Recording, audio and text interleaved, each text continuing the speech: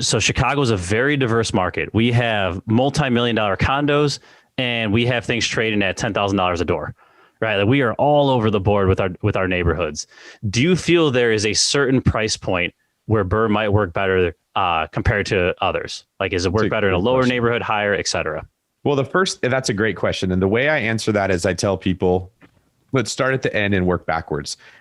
What is the end result of a BRRRR property? What do you have when you're done?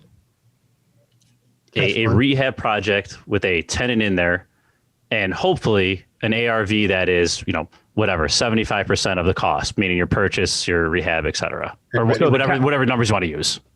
Mark, what were you going to say? Rent's covering your total cost. That's true too. So what you described, if you did it well, you'll have your equity out of the deal. You'll have a rehab property. But the simplistic answer is you have a rental property. That's what BRRRR is it's a way to get a rental property. And like you said, Mark, you should have your rents covering it if you want to have a rental property owned the right way. Okay.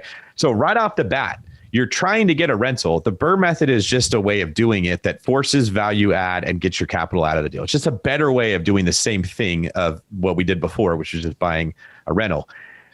If you're in a price point where your price to rent ratios aren't making sense to own a rental property, by nature, BRRRR is not going to work very good. There's a spectrum, like we call the 1% rule. If a property will rent for 1% of what its value is every month, it's probably going to cash flow. That has become much more lax. The higher of a priced property you get into, that becomes less important. And as interest rates go down, that becomes less important too. I think 1% rule is sort of developed at like 8, 9, 10%. When rates are at 3, 4%, it doesn't need to be quite at 1%. But the principle remains the same, that there is a point of where the rent you get and the price you pay for the house, there's a relationship between them.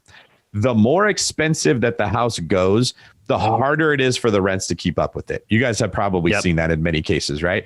And that's very simple to explain too, because at a certain point, if you're making $10,000 a month, you're not going to go rent $1 million house. You're going to go buy one. Like you don't need to rent someone else's property. So there's the tenant pool who's renting homes are always going to be at a certain economic situation, because if they weren't there, they would buy a home. That they're renters, and that's where renters are living.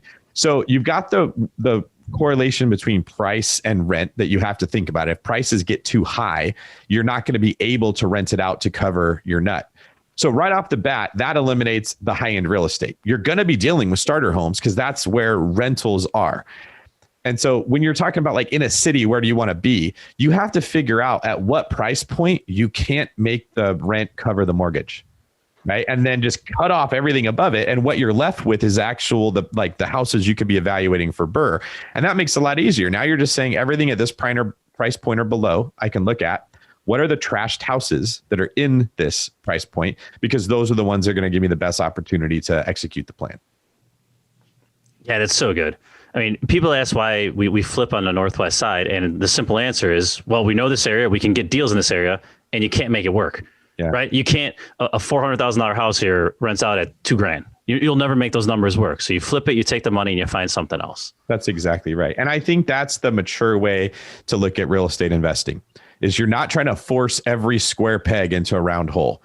You take the cards that you're given, you look at them, and you make the decision in the poker game based on the cards you got. And sometimes that means playing the hand this way. Sometimes it means playing the hand that way. Sometimes it means not playing the hand. In fact, most people, when you play poker, should fold most of their hands.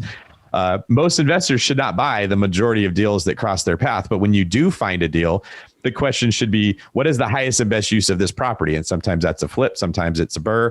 I'll tell you another one that nobody talks about, but they should be, is house hacking is just like the Stephen Curry of real estate. It's a cheat code. It is so stupid easy to make a smart, safe investment because of the way financing works. I hear people say like, well, I want to BRRRR in this market. I'm like, you don't need to. You could just get a 3.5% down and you accomplish the same thing as a BRRRR without all of the missed ARV and rehab potential to go wrong. Like all the risk that goes in there, you can accomplish it just by doing this. And you can do that every year. You get one freebie a year as a house hack that everyone should be buying before they even consider the BRRRR or the flip. Love it. Yeah, and I mean, Chicago's got headwinds here. Like we know we're tenant friendly. We're tenant friendly. We have politicians. We have this, that, and the other. But we also have a housing stock of a ton of 2, 3, 4 units. And it's just so easy to house hack. It's so house hacking friendly. So yeah. So if that's what the defense has given you, they're just like, hey, we're like running a prevent defense every single time. Just run the ball up the middle and you can pick up 15 yards. Keep doing that until the rules change. Right? Just house hack in Chicago, find the best neighborhoods, buy those 2, 3, and 4 units. Don't overcomplicate it. Make massive progress there until they're gone. And then we can have the discussion about, okay, what plays do we want to run or how do we want to adjust our strategy?